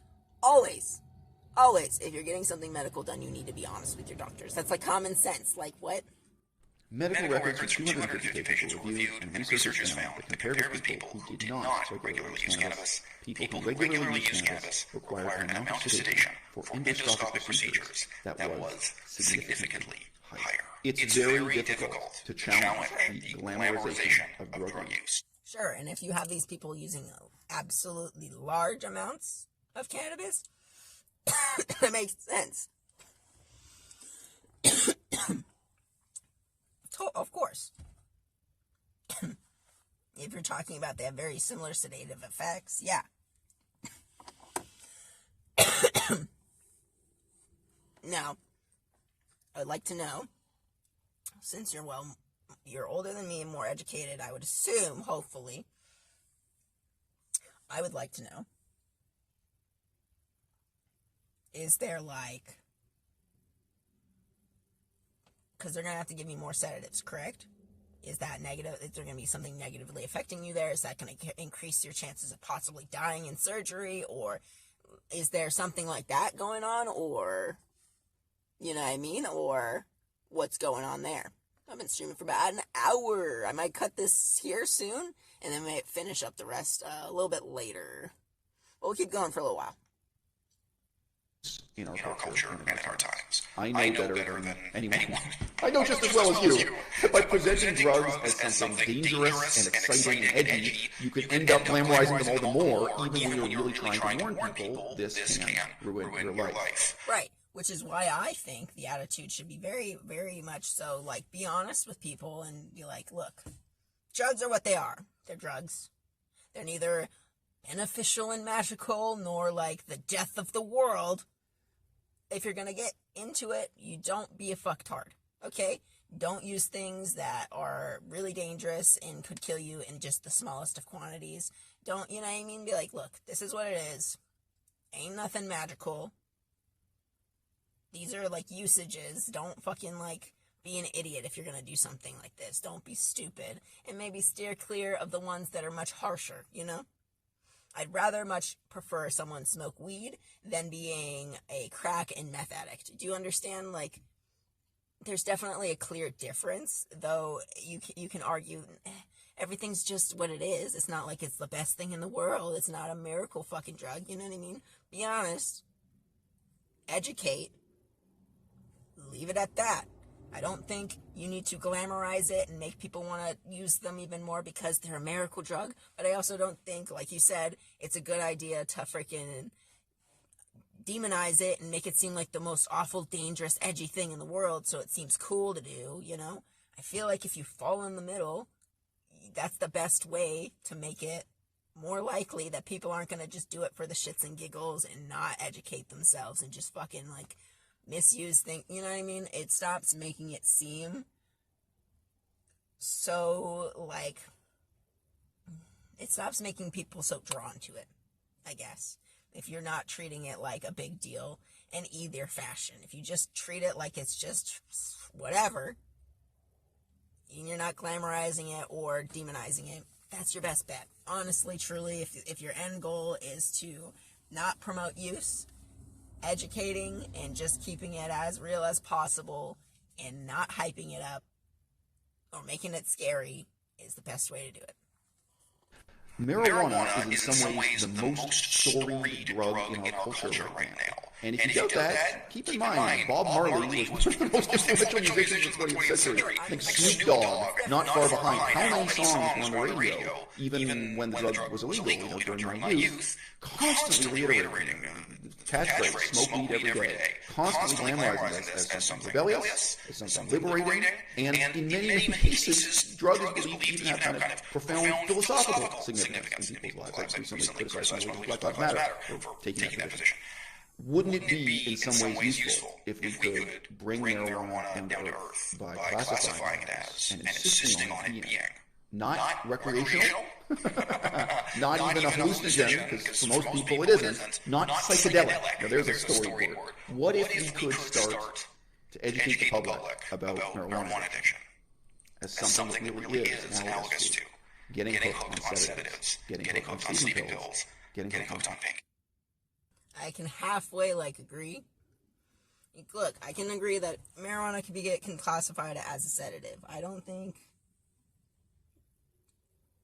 think making drugs, because I don't think this is what you're saying, per se, but I don't think, because I would assume that this would then make it, like, you need only a prescription to get it and whatnot, right? I would assume if you wanted to classify it as a sedative and put it on the same scale of, like, pills and whatnot. Well, I mean, can you get sleeping pills over the counter? I don't know. Because, like, if you need a prescription to get it only, I think that's when you're going to run into problems, right? Because people like to use things recreationally. People like to be able to get things without having to pay more money in order to get a prescription to say that they can use it. And, like, that's when you run into people getting it from people on the street and whatnot. So your line of thought is to try to make it to where only people with prescriptions can smoke marijuana or use any sort of, like, drugs in general or whatever. Like, I don't agree with that. I can say we can classify it as a sedative and not as, like, a recreational fun thing, sure. Like, if you're going to get weed from a dispensary, you're going to get something as, like, a sedative or X, Y, and Z, whatever. But I don't think it should be, like, prescription-based because, like, with prohibition and all that kind of stuff, it's when you run into people doing dumb shit and they're going to buy it off the street. They're going to get hurt, whatever. I don't think, a lot of, like, because people do drugs on the fucking down low all the time, you know what I mean? At this point, I think it's just best to educate and make legal. And not necessarily, like, well, not legal, but, like, decriminalize. How about that? We'll say, I think it's best to decriminalize, not necessarily make legal, per se, everything, whatever. Call things what they are. Decriminalize things because people are going to do dumb shit. But because you're decriminalizing it, you should also include educational frickin' programs and sites and whatever to talk about the real, like, implications of using these said products, you know? And actually be real with people. I agree on being real with people about the things that they are putting in their body. Of course. Right? 100%. And I feel like you shouldn't just be hyping it up, being like, there's no negative anything possible with this. You could just smoke a pound a day and you'll be fine. You know what I mean? Like, again, like with water, if you could drown yourself by drinking too much, you know.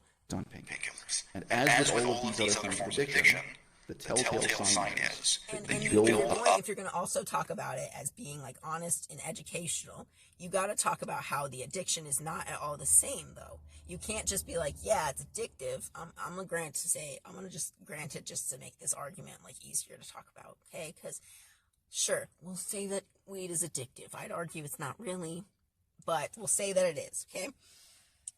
If you're going to say that it's addictive, if we're going to concede on that, you can't argue that it's exactly the same as being addicted to sleeping pills or being addicted to, you know, pain pills or all those different things. It's not like it's being addicted. Like, being addicted to weed, it would not be synonymous with being addicted to crack or heroin or meth or even painkillers or even sleeping pills. I'm going to argue that those are like totally different things, okay?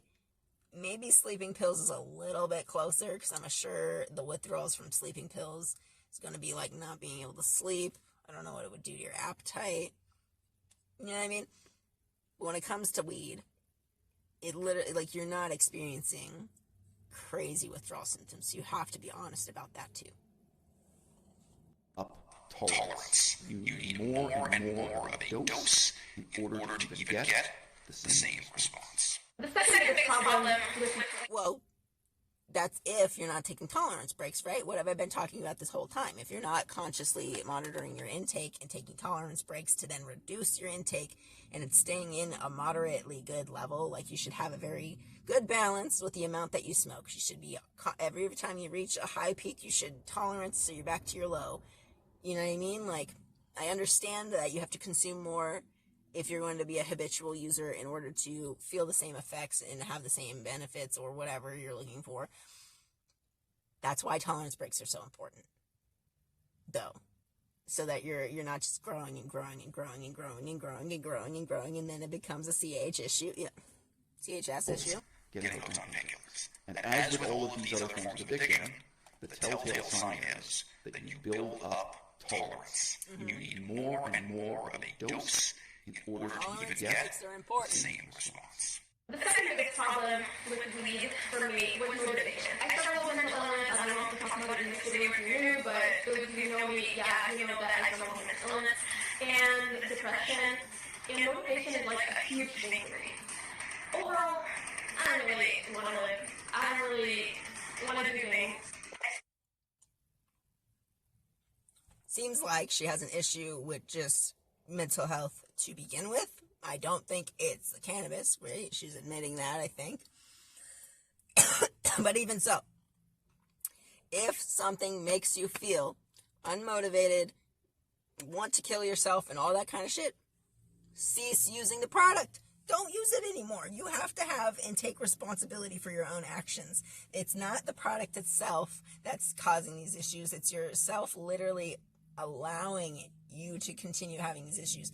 Once you've made that note, your first immediate thought is, wow, that's bad for me. I shouldn't use it. Right?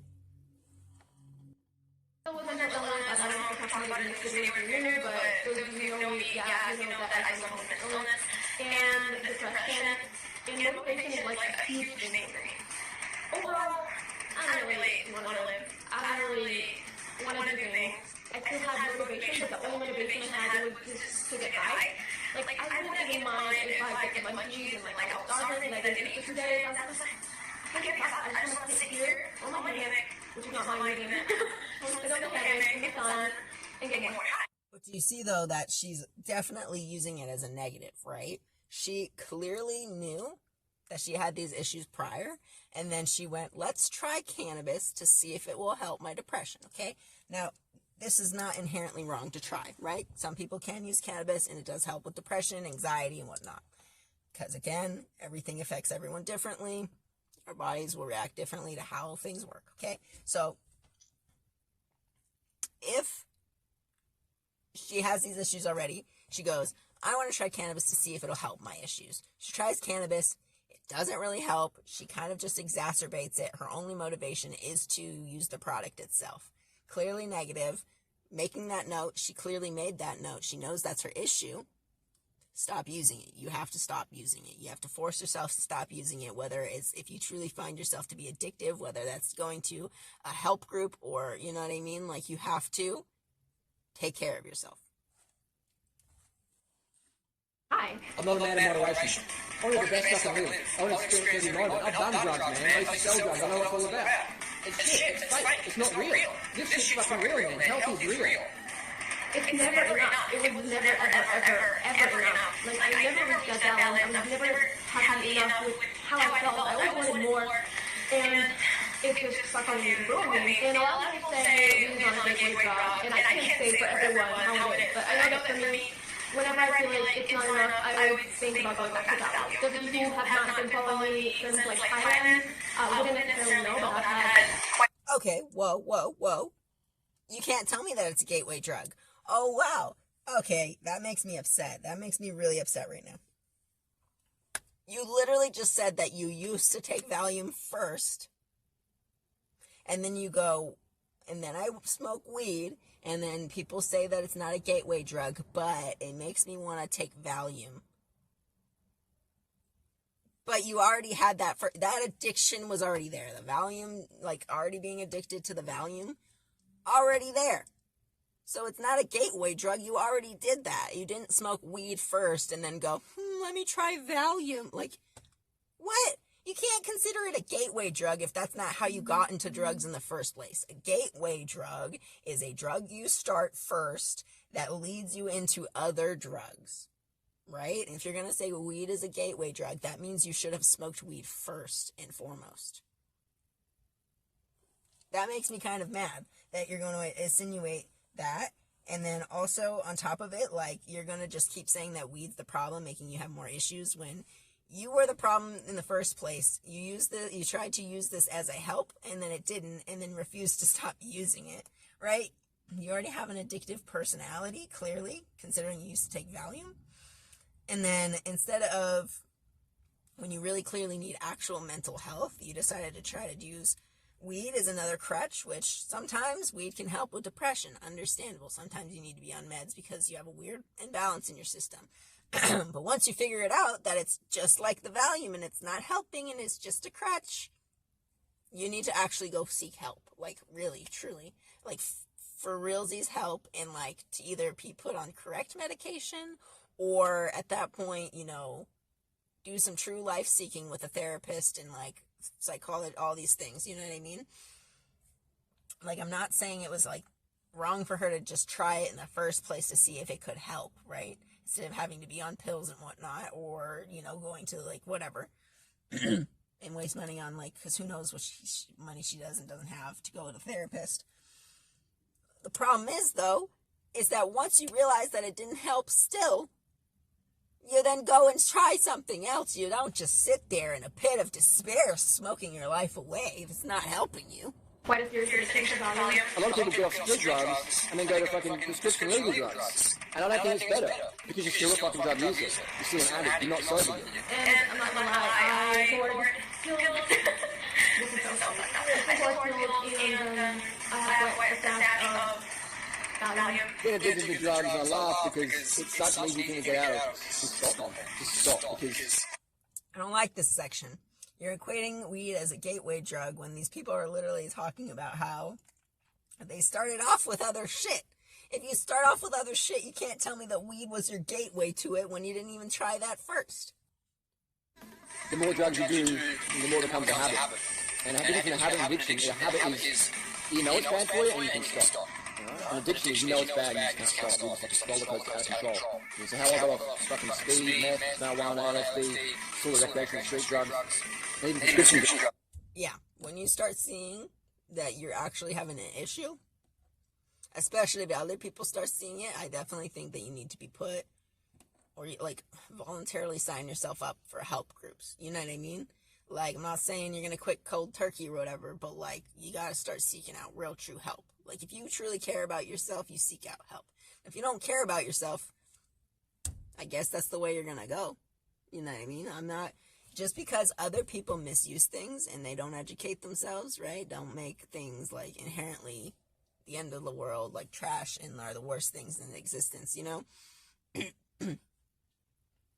And I agree, though, education is very important, because if you're not gonna hype it, and you're not gonna demonize it, and you truly do educate and, like, you know, call things what they are, and are honest, and truly lay things out for what they are, and people choose to use them, the consequences of their actions and how they use those products is on themselves. If we truly educate people properly and they choose to misuse them still, like people like that, and they get addicted and whatever because they decided to still try them,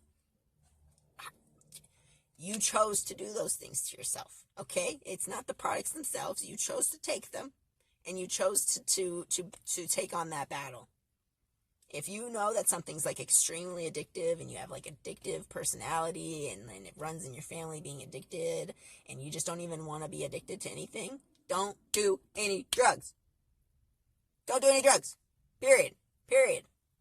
Now, if you want to try to use weed for whatever, blah, da, da, da, and then you're like, okay, well, it's not as hard to get off of when it comes to if I want to quit and blah, da, da. Cool. Sure.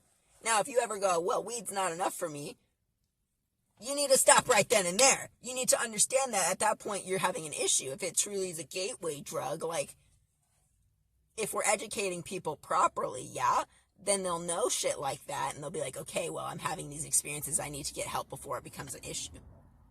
Right? If it ever was like, if we're honest, we're like, if you ever feel like you want to take other drugs after use of marijuana because weed is just not enough, seek help. You know what I mean? Be honest. But also don't, you know, I'm in the middle ground. I think the middle ground is where it's at. You can call it a sedative drug, sure, whatever. But at the same time, I don't think it's necessary to be like telling people you can't use these things, or it's going to totally fuck up your life, or, you know, you got to be in the middle. Drugs like, some of the prescriptions, painkillers, these things, these things I feel are as detrimental to your health, to your sanity as the street drugs. Even more so because they're legal. And I want to make a video about my family condition, not about that. I just wanted to mention that I made a really lost my addiction.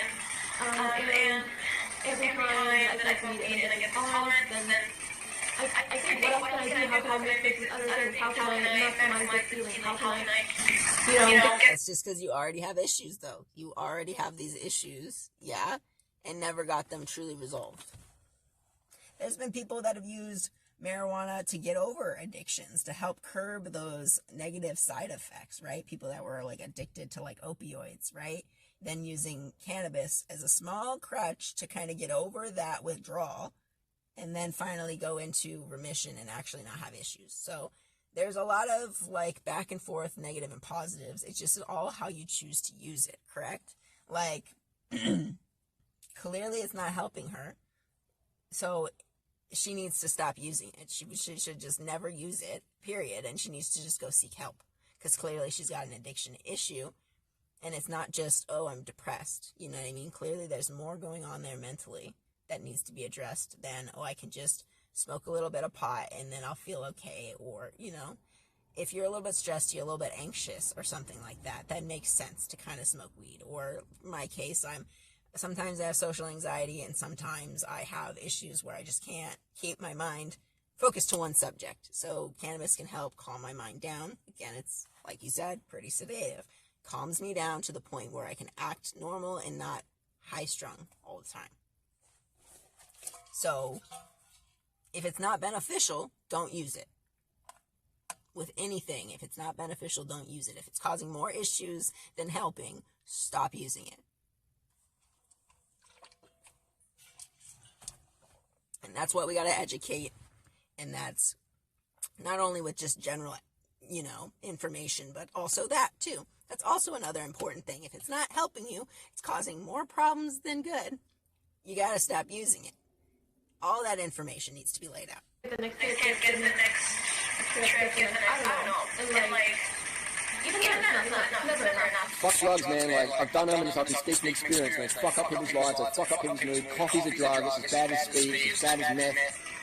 99% as bad as meth. Because it's legal, you give it to kids and it keeps people up. I mean, okay, people are breaking the home. See, this is weird. Just like the equating weed to like heavy drugs and like painkillers and whatever. Coffee being associated to like speed. Also wild, like caffeine. Like, yeah, I get it. Kids being hopped up on caffeine, not fun to deal with. Psycho. Don't give kids caffeine for that reason alone, right? Now, can caffeine be addictive and all that kind of stuff? Can coffee be addictive? Sure. But is it the fucking same as speed? No, it is not. Drinking coffee is not at all the same as like fucking doing speed at all. Like, bro, not at all. Like, I don't like those comparisons that are. For coffee, I get that. It's fucking as bad as me. So if you do use any stimulants, coffee, tea, whatever, use them rarely, sparingly, not every week even. I do it every maybe month and just learn how to get shit done naturally. Right? Learn how to do it naturally. Well, yeah. Okay. See, look, that too. I agree. Because like, should you be just drinking a bunch of the coffee and be like super reliant on stuff like that? I mean, sure. I guess if you want to be able to do things without having something in your system, yeah. Slow your roll. Take it back. That's a personal choice. If you see coffee as a need to start your every morning and that you will die if you don't have it, yeah, again, that's paying attention to yourself and your body and your health and doing something beneficial by taking either a tolerance break or reducing the use or, you know what I mean? Yeah. Get off drugs, man. You decide, man. You just fucking decide. You change your identity.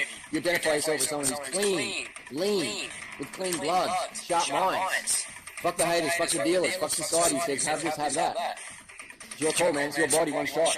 Drug free for life. I have quit, as I've said many times, and I always came back to it because, like, the yucky black hole in my soul is like never satisfied. Even I guess. It has been such a part of my life. And I guess it still is in a way. I do want to clarify, though, that I'm not against weed, and honestly, I'm not even necessarily against, like, harder drugs. It's that I feel like everyone... Education and mental health, things need to be addressed, and we need to be honest about the substances. It's not going to help every fucking thing. It's not a miracle drug. Just like we're fucking taught, it's not a miracle drug. It may help minorly with some things, but it also, if it's being a hindrance, why would you keep using it? Why would you, like, not go seek mental help when you're clearly not okay? One should have the ability to choose what they want to do in their lives, be it, like, clean drugs, or killing themselves, like, if you support that, I don't really want to, like, clean drugs. If you're willing to waste the money on the weed, man, waste the money on a couple therapy sessions. Like, do something, talk to someone, reach out and see if you can go to some meetings about, like, your problems with trying to basically, I don't know, basically like run away from your problems and your feelings and whatnot by like hiding them and masking them with stuff, right? It's one thing to have like a chemical imbalance of like depression and like stuff like that and like anxiety. So sometimes you might smoke a little to take the edge off around, like to just be okay. But it's another one, it's like you really have like crippling depression and like you can't even function normally to where you just want to sit in one place and never go out and experience the world. At that point, it's not like something like weed's gonna help that, you know what I mean? Like that's like actual physical like work you gotta put into yourself and like talking to professionals and like not just popping yourself up with pills and drugs. You gotta actually put the work in. You gotta try and not just try to put a Band-Aid on it like with some sort of drug. Killing ourselves, like, I think we do support that. However, I do want to show you guys that other possibilities do exist. I mean, killing yourself is not the option. I'm negative, I'm dark. And I want to do bad stuff. I want to hang out in this neighborhood alone. That's dangerous. Hang out in this neighborhood alone up here, right? He wants to kill everything. He wants to kill me too. I hate myself. I'm trying to kill myself. I hate myself a lot. I haven't been drugs in 6 days. For me, that's a miracle. I've been lying to everybody else think I'm sober. It's my 6th day. I'm never going to use again.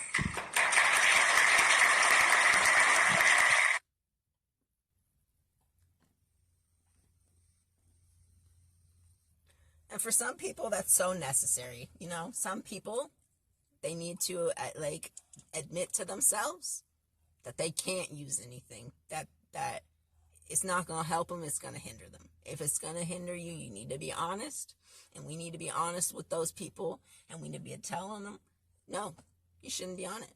There's some people that I think should not smoke weed because when they do, they can't even keep their mind straight. They have no idea what they're talking about.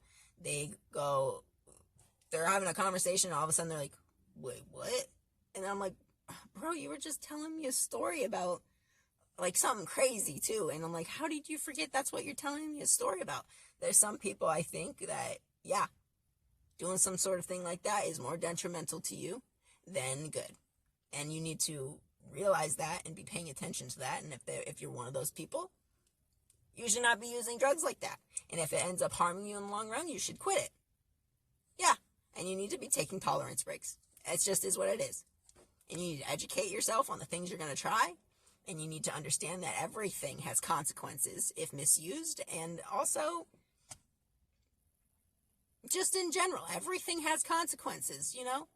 You have to understand that before you take something on like that. And then, as long as you're an adult, you're allowed to make that choice, personally, in my opinion. You know? I think we need to educate and be honest with everyone, but as long as you're an adult, make your own life choices, as long as they're knowledgeable, I guess. I don't know. You're not always going to make great choices, but do what you want with your life. You know? But you shouldn't be using it to try to fix your life. Shouldn't be using anything to try to fix your life. You should be trying to do shit on your own, honestly. Yeah, I smoke weed. Yeah, I smoke weed every day. But do you think that's what gets me up in the morning? Do you think that makes me want to go and do my chores every day and makes me want to be more self-sufficient and zero waste and eco-friendly and makes me want to go and start my own business? No, weed does not make me want to start my own business. Yeah, it calms my mind down enough so I can focus on doing those things, sure. And yeah, it makes me feel more okay in social anxiety-ridden experiences going out into public around a lot of people, sure. But it doesn't help me be motivated, no. Wanting to do those things for myself, wanting to be a better person, wanting to make something of my life, making products from nature, and being self-sustaining and zero waste and being good to the world and coexisting with the things around me, all those things, that's what makes me motivated. That's what makes me want to do things. That's what makes me want to start my own business. It's not to think that weed will make me feel better about my life. It's not. Doing things, being active, changing the things around me that make me upset. That's what will make my life better. Doing things about the things that make me depressed, right? Society makes me very depressed and sad because I feel like we're all doomed. So what do I want to do? I want to build my own commune. I want to be my own society. I want to be with the people that I think have the same aspirations as me. Very small knit group, just my family even, just me, my wife, my kids, growing things on our own land, producing our own products, being very, very a part of like the things we have in our home. And yeah, maybe we can use our land to then make a profit and get out of the capitalistic system, working for the man and having a boss, you know what I mean? Those are the things that I want to do to change my life, to make it better, to make me more happy. Those are the things that are going to do something for me. Learning to grow my own food and, you know, compost and not buy a bunch of crap and live more local and, you know, have some sort of craft or hobby that I could use and be beneficial, maybe be educational, you know what I mean? That is what helps you have a more positive life. Not using weed or drugs or like fucking Xanax or any of that bullshit. Don't use it as a crutch. If you use it as something that just helps you a little bit along, and not something that's going to solve your world problems, that's what drugs are, okay? You want to use drugs as a small little, like, this helps me not be anxious, or, you know what I mean? But it's not going to solve your world problems. It's not going to make your life better. It's not going to make you happier about the shit that you live in, you know? If you have a shit job and your life sucks and you're, you know what I mean? It's not going to make you feel better about those things. Those things still exist. You still have to try to make your life better. Well, that's my thoughts on the world. Let's take a rip, and I will sign off because I got to go hang out with some friends, do my chores.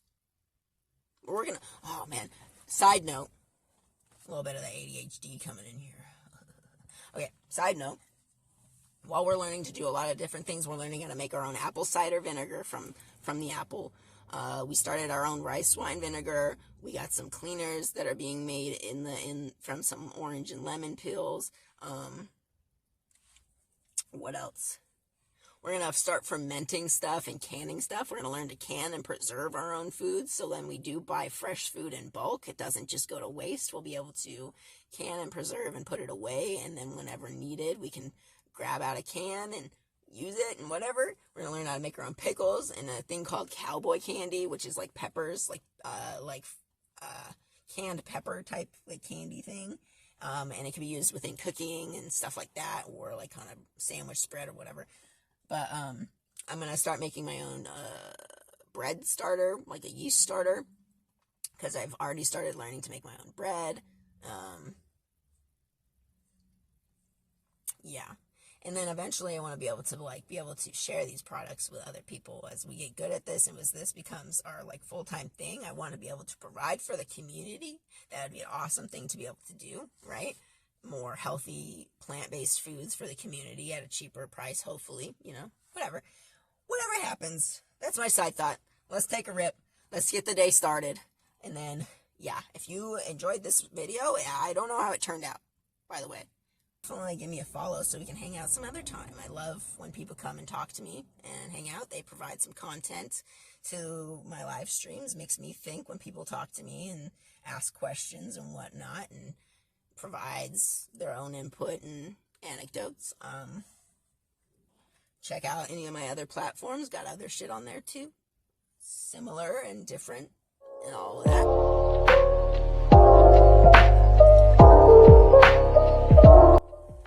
Check out my other content, my other platforms. Give me a follow. Let's hang out sometime. Let's hang out next time. Come on. Can't hang out if you don't get the notifications. Alright. I will see you guys next time. Bye.